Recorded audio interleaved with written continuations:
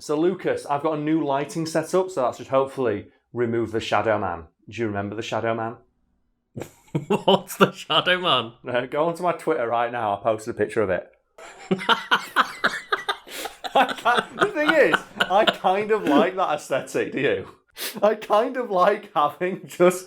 It looks like, do you know the people asking for a green morph suit in videos? Yeah. It looks like just a guy, I hired a guy to stand behind me wearing one. Anyway, Henry Cavill. Henry Cavill is a very large man. So large, in fact, they literally wrote a scene into Man of Steel to show off his car bonnet-sized chest. Perhaps Cavill's greatest example of buffness, though, is when he kept accidentally flexing through tempered leather armour by accident. Oh man, Henry Cavill, he's just like 3,000% man, Karl. He is the most man of any man. I fucking adore Henry Cavill, and I alluded to something in the introduction about Man of Steel, and this is a thing I've covered on the website, but not in a video, so I'll explain that now, and it is that. And during Man of Steel was that shot where just shirtless Henry Cavill emerges from a lake and steals someone's clothes. Oh yeah. And you just see like, oh my god, look at this fucking rippling Adonis.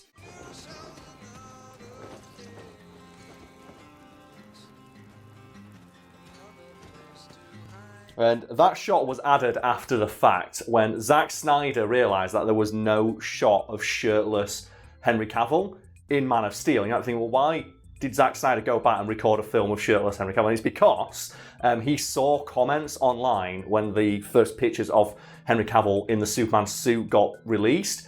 And people were saying, oh, they've just added CGI muscles to him, or they've put muscles into the suit. And he felt really bad for Henry Cavill because he'd seen how much he'd worked out to get in shape. So he went back and recorded a shirtless scene, put it in the movie to show that Henry Cavill was just that buff. He's so buff. He's so massive. And the story goes that Henry Cavill dehydrated for a couple of days beforehand, like the Hugh Jackman Wolverine tech. And he had reportedly, at that point, 2 to 3% body fat, which is what professional bodybuilders have before they go on stage.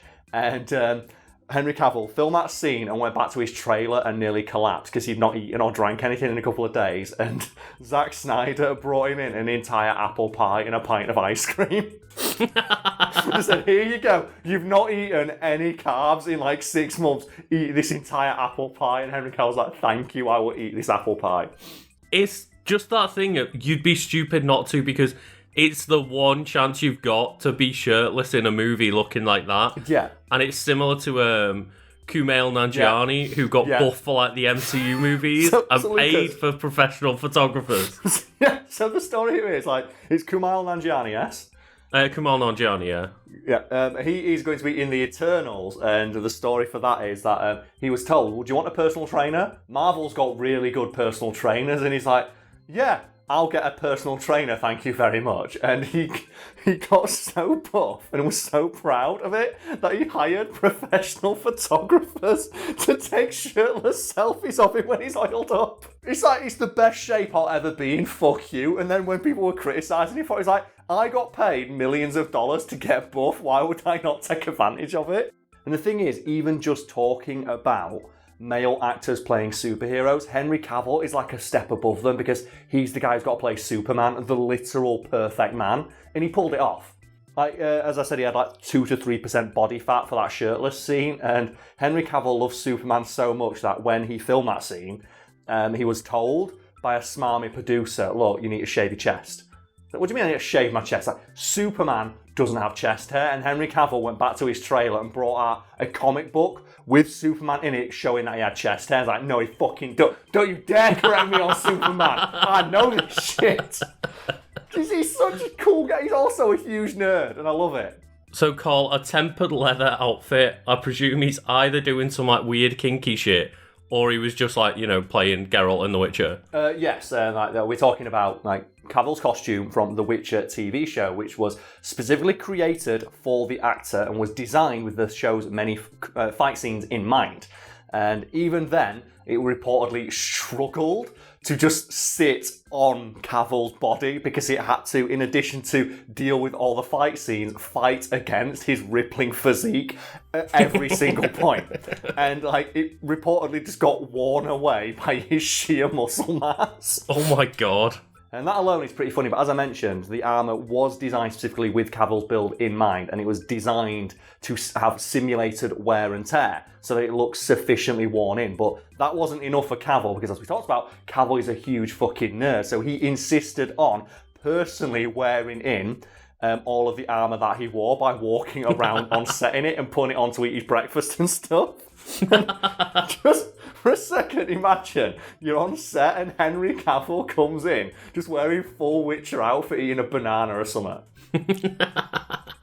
It's like, I love those stories you hear about actors not taking their costumes off. Like the Ryan Reynolds one, where he wore the Deadpool costume on the last day of filming and didn't take it off. And he was asked by like sort of a stagehand or something, Ryan, do you want a hand taking the outfit off? And what do you mean take it off? I'm going home. Or the one we've mentioned earlier, just like Kylo Ren staying in character during like the lunch breaks. Yeah, he would wear his costume on break. Because people don't know, Adam Driver is a very, very serious actor. I believe he studied at Juilliard. So when he was playing Kylo Ren, because Kylo Ren doesn't like anyone in the film, Adam Driver refused to hang out with anyone else on set. And John Boyega, the absolute legend that he is, decided to test how serious an actor Adam Driver was, and he would periodically just give Adam Driver big hugs on set and say stuff like, I love you. And reportedly Adam Driver would stay in character when that happened, and he would just stand there awkwardly until the hug stopped, which means that, according to Adam Driver, that's how Kylo Ren would respond to a hug. As well, Kylo Ren was super buff as well, wasn't he? He was like the wide boy, wasn't he? Like, do you have something, a cowl or something you could put on? And that's when you realise, oh yeah, Adam Driver's a fucking Marine. Because you look at him, like, just his face, and it's like, oh, he just looks like, he's kind of weird looking, but he's handsome in that, like, Benedict Cumberbatch kind of way. But then you see him take his shirt off and it's boof! You're like, what is this car door-sized man? What is this wide man? I can't do it about it. Right, Karl, we need to get back to the point of like Henry Cavill wearing away his outfit. Yeah, we need to talk about Henry Cavill's arms. And according to the costume designer for The Witcher, Tim Aslam, they would frequently have to stop filming because Henry Cavill's armour would just fall off. Like, it would just fall off his body midway through scenes, like of him like walking on in fight scenes. And then they would go over, inspect the armour, because obviously, like, producers and directors aren't happy when this costume, supposedly designed specifically to fit Henry Cavill, was falling off Henry Cavill. And they'd look at the leather and go, it's just been worn away. Like, it has literally just been worn away through friction because of how swollen he is. He's just so massive. The armour is being worn away by his muscle mass. And they had to make more. Fuck.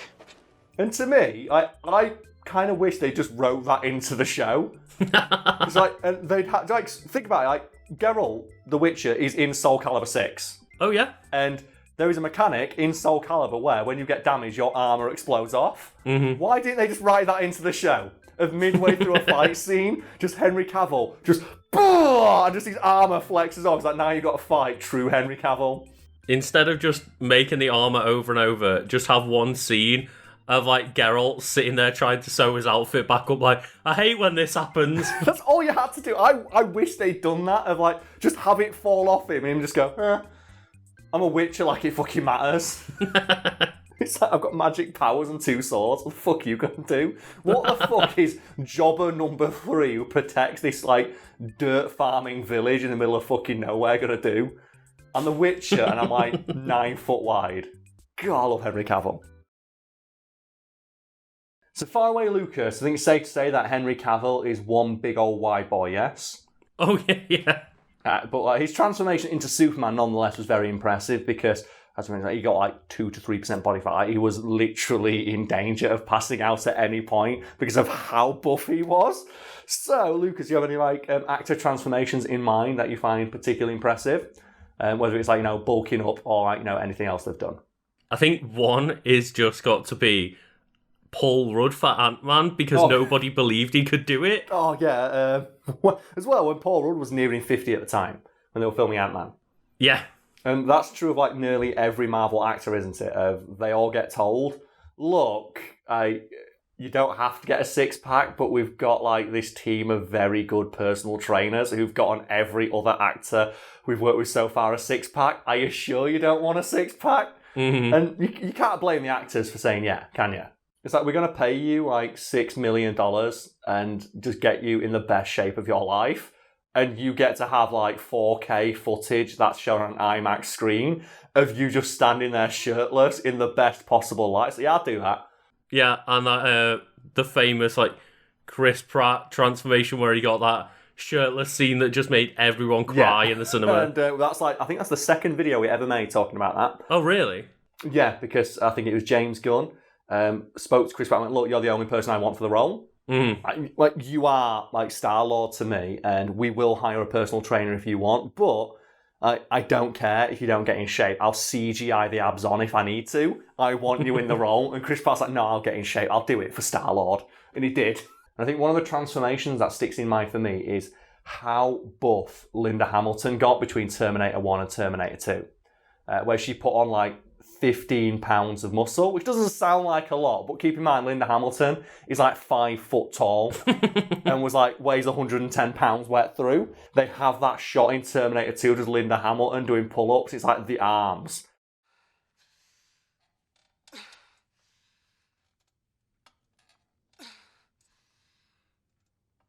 Just those fucking arms, man. It's like ridiculous.